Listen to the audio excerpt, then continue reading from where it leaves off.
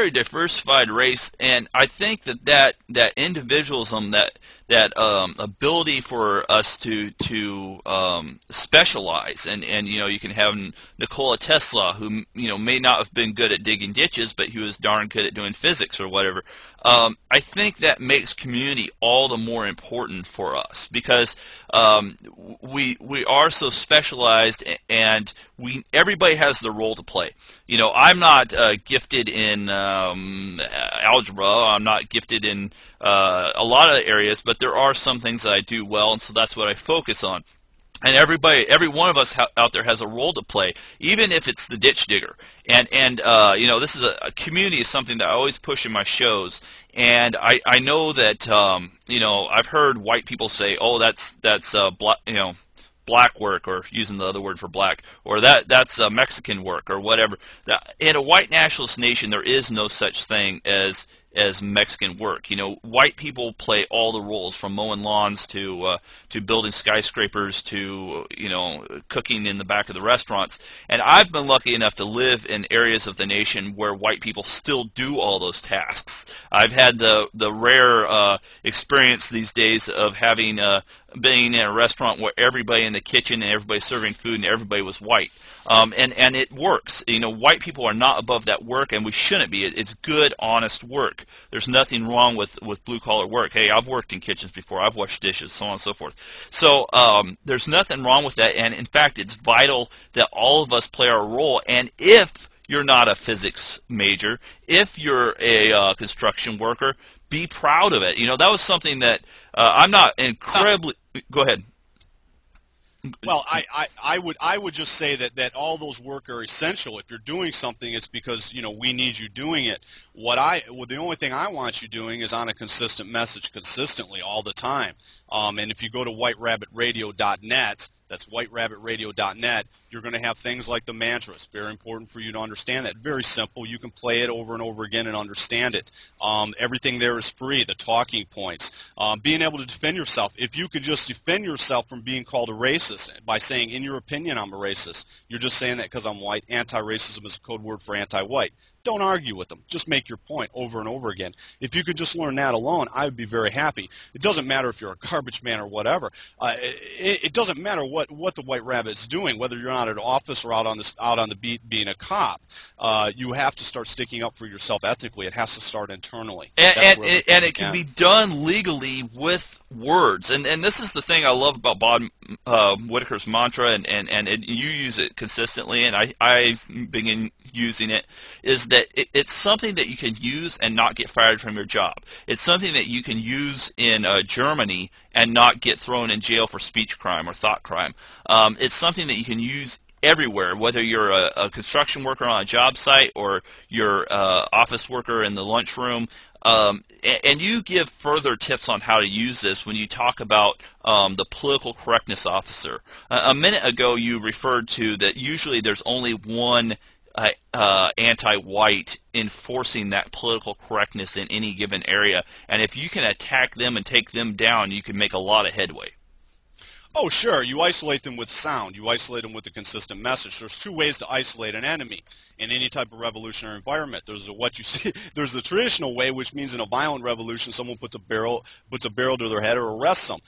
Then there's another type of thing, and that's done with sound. It's done with a consistent message going over and over again. And that's what you do it.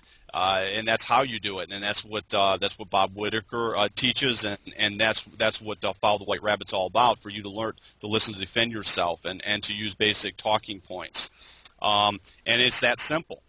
Right, and I try to hit on the talking points myself. I'm not quite as creative as you are in your show, and I love your show because it's got so much creativity in it. But even on Stormfront, I'll get in on opposing views section, and I consistently just bring any argument back to asking the person, are you in favor of white genocide? Because that's what it boils down to. If you're in favor of white genocide, then you're in favor of the policies that are out there, and if you're in favor of the policies that are out there, you're in favor of white genocide. And Bob Whitaker, I think, and yourself, repeatedly say you've got to bring it back to that. As we talked about in the beginning of the show, this is genocide. Every other issue is kind of a side issue that it can lead you off onto paths that you don't need to go down. The only thing that you need to consistently bring it back to is, are you in favor of white genocide? If you're in favor of multiracial America, are you in favor of multiracial Africa? Do you want to fill Asia up with tons of millions of non-Asians? And you just repeatedly make that point. It's not terribly exciting, except for that it's fun to watch people squirm.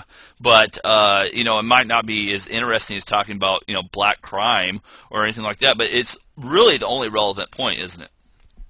Yeah, it is. It is the only relevant point. It's attempted genocide against you. Start defending yourself verbally. That's where it all begins. One of the challenges with these type of things is timing and having someone brilliant come out with the stuff. And timing is very important. We're 15 years out from the internet was invented a decade and a half ago at least. It became mainstream and online, and so it's time, and this stuff works very, very well. It does, and you're right. It is time because Obama's our president. I think that's a big part of it. I mean, what more can we do, as far as going down the multiracial path than have a mulatto as our president? No, I don't think you can go any further. Yeah. There's nothing much more we can do for Africans other than make them president. Right. You've pretty much done the whole gamut. Africans. Like I say in the show, Africans have 50-plus countries in the world. Africans have well over half the world's natural resources. Africans have the largest population in the world. They're the most numerous rabbits. Africans have the greatest piece of farmland the world has ever known, Africa. They live with us as a minority. I am a minority. There's not much more I can do for you other than make you president. We need to start talking about long-term solutions, and this isn't a solution. No. I mean, the country's $100 trillion in the hole and climbing fast. Right. That is, and I mean that's going to be an interesting thing to watch. We're living in very interesting times, and I think it's. I tell you what, man, I want trade living right now for any other time in history. As you mentioned, the potential we have as far as science and advancement is gigantic, and we're at a tipping point right now. And, I've heard you say on your show, you didn't hear me 10 years ago because it wasn't time yet. And I believe that. Things are changing. They're changing socially. The whole world around us is in flux, and it's going to be fun to be along for the ride on this. Yeah, I think it's the most interesting time in our race's history to live. We're at an interesting point, and we really don't know what has been, so we don't know what will be. But this is we are the rabbits of surprise, and I'd be ready for some surprises on all levels, because we can do it. We can do it. We've done it time and time again, and most of the listeners don't even know what we are doing behind the scenes. I know I don't, so it becomes rather interesting on what will be. Well, yeah, and we are doing stuff behind the scenes. I mean, not you and I, but there are players out there in the government. I mean, Bob Whitaker himself. A lot of people may not even know who Bob Whitaker is. Bob Whitaker was in the Reagan administration. He was in the CIA. This guy he's mixed it up with the top of the top, and he knows what he's talking about. And if he can do it. And by the way, the Mossad hasn't taken him out. I see this on Stormfront so many times. I'm afraid to do this because I don't want to get on a government list, or we can't try to do a political action committee because the Mossad is spying on us. And come on, guys. I mean, our enemy is on their heels, as Horace has said. That's a glasses half empty look at it. I look at the glasses half full, and I found out that if someone puts you on an enemy list, someone's putting you on a buddy list. Right. We got allies out there.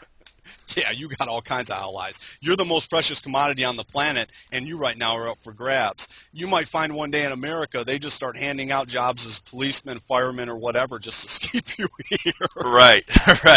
Yeah, it's a very, very interesting time. Well, we gotta go, man. That's we're out of time, but I'm definitely. It was good to be with you, Truck Roy, and that's WhiteRabbitRadio.net. All right, and Horace, I'm going to have you back on the show again very soon. I got to catch up. I've fallen behind on my shows, and I'm going to, your show intrigues me, and I always am appreciative of your viewpoints on things, and so if you're willing, I'm definitely going to have you on a few more times. Whenever you want me on, I'll be here. All right, talk to you later, man. Thank you. Bye.